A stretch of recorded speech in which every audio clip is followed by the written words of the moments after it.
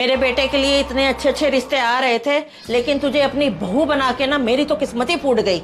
Mummy जी, कुछ चीजें इंसानों के हाथ में नहीं होती है, भगवान के हाथ में होती है। अब अगर मुझे बच्चे नहीं हो पा रहे हैं तो इसमें मेरी क्या गलती।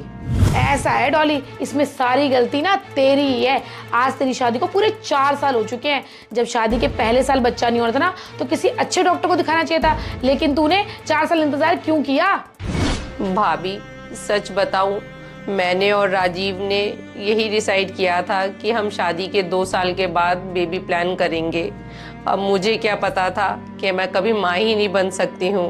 देख ले बड़ी बहू, इन दोनों ने पहले ही सोच लिया था कि 2 साल बच्चा पैदा नहीं करेंगे। अब भुगता। डॉली, जो ज्यादा समझदार बनते हैं ना, एक दिन मुंह के बल गिरते हैं। मैं तो शादी के पहले साल ही माँ बन गई थी। आज 4 लोगों में बैठ के बात तो कर सकती हूँ। भाभी ये तो बहुत अच्छी बात है कि आप शादी के पहले साल में ही माँ बन गई थी। अब मैं माँ नहीं बन पा रही हूँ, इसमें मेरा क्या कसूर? कसूर तेरा नहीं है, कसूर हमारा है। तूने तो हमारी नाक कटवा के रख दी। बड़ी बहू, तुझे पता है हमारे चाचा की बहू को बच्चा नहीं हो रहा था तो उन्होंने ज्यादा इंतजार नहीं किया। दूसरे साल ही उन्होंने अपनी बहू को हमेशा के लिए ना मैके भेज दिया और दूसरी शादी करा दी अपने बेटे की। अच्छा किया मम्मी जी आपके चाचा जी ने, जो अपनी बहू को हमेशा के लिए मायके भेज दिया और अपने बेटे की दूसरी शादी करा दी, क्योंकि हर किसी को अपनी इज्जत प्यारी होती है। अब खड़े खड़े मुंह क्या देख रही है? जा यहाँ से।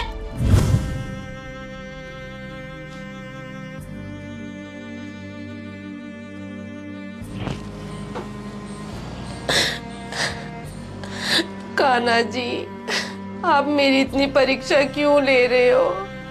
मैं थक गई हूँ सबके ताने सुन सुन के।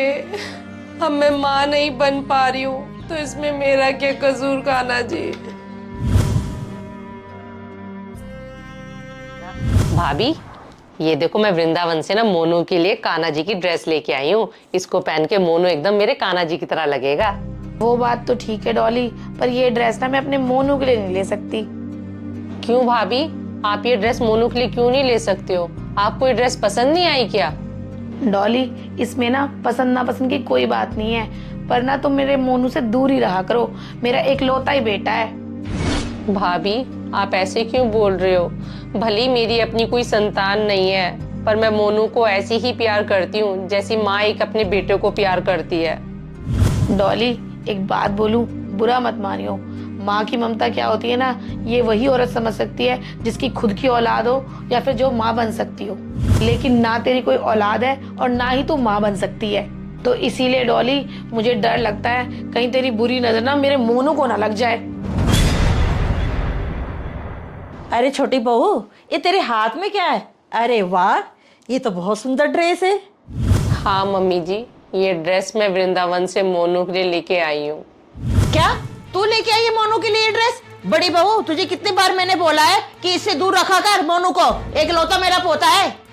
मम्मी जी, माना भगवान ने मुझे माँ नहीं बनाया, पर मैं मोनू को एक माँ की तरह प्यार करती हूँ और मोनू को देखकर मैं खुश हो जाती हूँ। प्लीज मोनू को मुझसे दूर मत करो।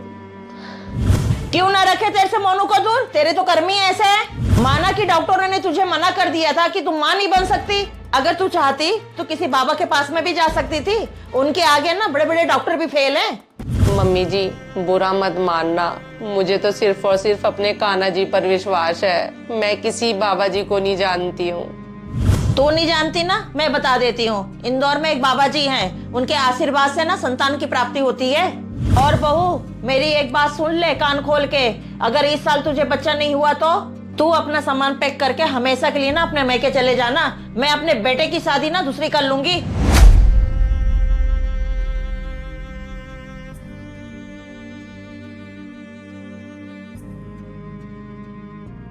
देख ले बेटा, अगर तेरी सास कह रही है तो इंदौर वाले बाबा के पास हो ही आ।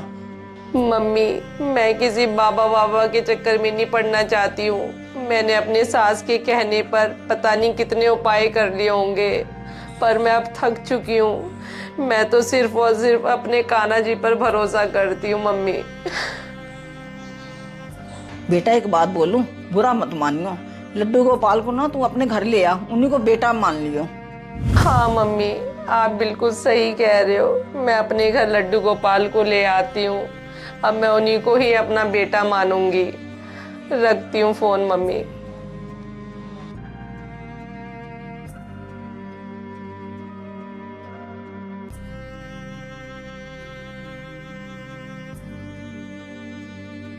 लड्डू गोपाल, अब यही आपका घर है और आप मेरे प्यारे से बेटे हो।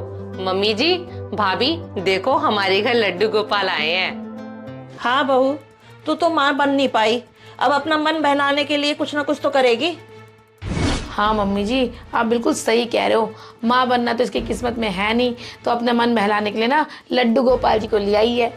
और मम्मी जी, आपको याद है ना, आपने इसको सिर्फ 1 ही साल का वक्त दिया है कि अगर तू इस साल माँ नहीं बन पाई ना, तो अपने लड्डू गोपाल जी को लेकर हमेशा के लिए अपने मायके चली जाइयो। भाभी, मम्मी जी, अब चाहे मैं यहाँ रहूं या अपने मायके रहूं, मुझे उससे कोई फर्क नहीं पड़ता। अब मेरी जिंदगी में लड्डू गोपाल आ गए हैं मेरे बेटे बन के। शायद इन्होंने मुझे इसलिए संतान ना दी हो क्योंकि इनको मेरा बेटा बन के आना था। राजीव, आप आ गए?